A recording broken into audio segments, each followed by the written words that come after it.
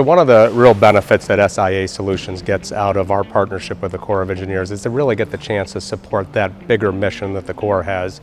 And the Mississippi River and ensuring navigation and flood control of the Mississippi River is one of the biggest missions of the United States.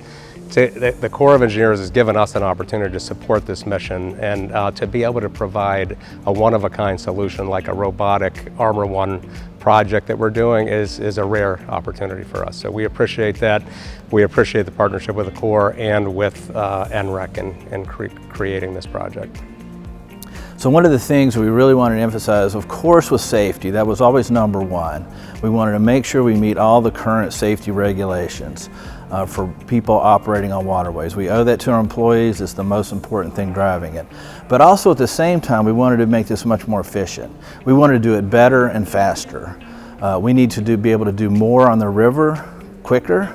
That helps navigation industry, because when we're out there, we sometimes block part of the river, and that can slow down barge traffic. And as you can imagine, there are tens of thousands of barges going up and down the river at any given time. So it's very important to the U.S. economy that we do our job maintaining that, but we also do it quickly. So Armor One will more than double our current production rates. Currently in our 1948 vessel, most of that equipment does not exist anywhere else. Some of it was one of a kind back in the 40s, some of it's World War II surplus that's out there. Nobody makes many of those parts.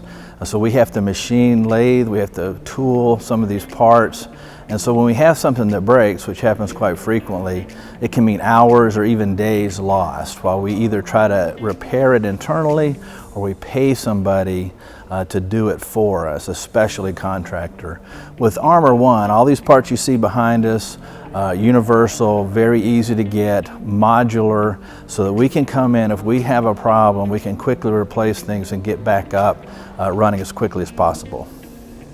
So we've started construction of the marine portion, basically the hull and the marine design portion with the shipbuilders in South Louisiana. That began several months ago, and we continue that process. And as the robotics are assembled and built here, they'll be moved down, and over the next 6 to 12 months, you'll see the robotics being installed and tested onto the system for a complete delivery date of December 23rd of 2022. And then we will go into, like I said, full-scale trials after that and make sure it meets all the requirements that we've laid out for the U.S. government to accept it and operate it safely, efficiently, and reliably as we've designed it.